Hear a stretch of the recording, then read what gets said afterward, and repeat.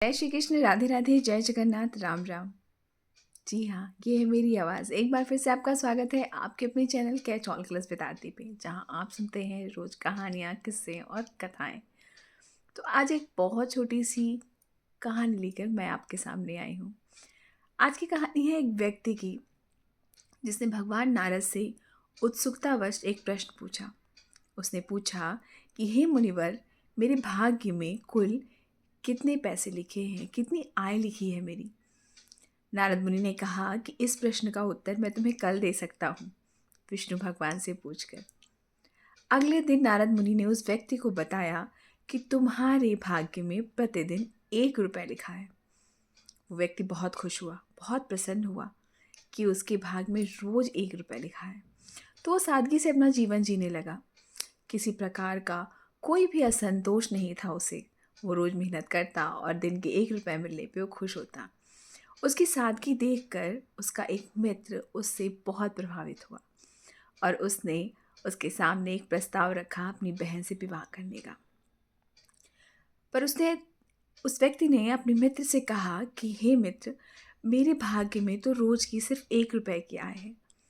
तुम्हारी बहन इसमें खुश रह पाएगी?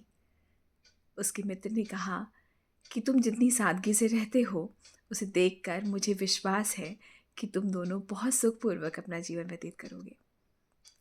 जब उस व्यक्ति की शादी उसकी बहन से हो गई, तब उसके बाद उसकी प्रतिदिन की आय 11 रुपये हो गई। उस व्यक्ति ने फिर से नारद मुनि से पूछा कि नारद मुनि, ये कैसे हुआ?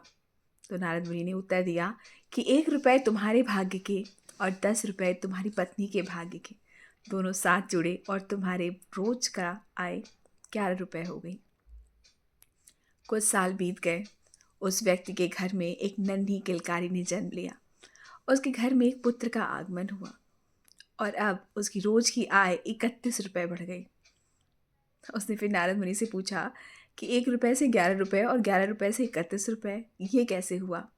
तो नारद मुनि ने कहा कि 1 रुपये तुम्हारे भाग्य के, 10 रुपये तुम्हारी पत्नी के भाग्य के और बाकी के तुम्हारे बच्चे के भाग्य के। तो इसलिए तुम्हारी रोज की आय अब 31 रुपये हो गई।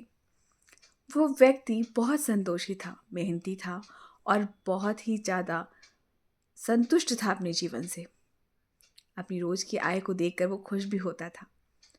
तो इस छोटी सी कहानी, छोटी सी लघु कथा से कहने का मतलब सिर्फ इतना है कि जब भी हम अपने जीवन में सोचते हैं ना, बहुत प्लानिंग करने की, कि ये काम हम इस टाइम पर ही करेंगे या वो काम हम उस टाइम पर ही करेंगे या बहुत पैसे अर्न कर लेंगे फिर हम कुछ करेंगे, तो ये हमारी मूर्खता है, बेवकूफ़ी है और कुछ नहीं है।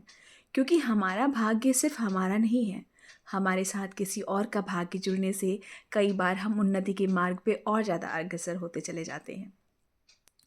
और अगर कहीं आपको गर्व हो रहा है या अभिमान हो रहा है अपने आप पर कि आप किसी का खर्चा चला रहे हैं या आप किसी को दे रहे हैं कुछ, तो वो मत कीजिए। क्योंकि आपके पास जो आ रहा है वो उसके ही भाग्य का आ रहा है। तो इसलिए हमें हमेशा संतोष के भाव में रहना चाहिए और अपने आप को भगवान को सौंप देना चाहिए। क्योंकि ईश्वर जब जिससे भी हमें जोड़ता है तो उसके भाग्य को हमारे भाग्य से जोड़ देता है और हम ऐसे ही दिन दूनी और रात चौगुनी तरक्की करते हैं।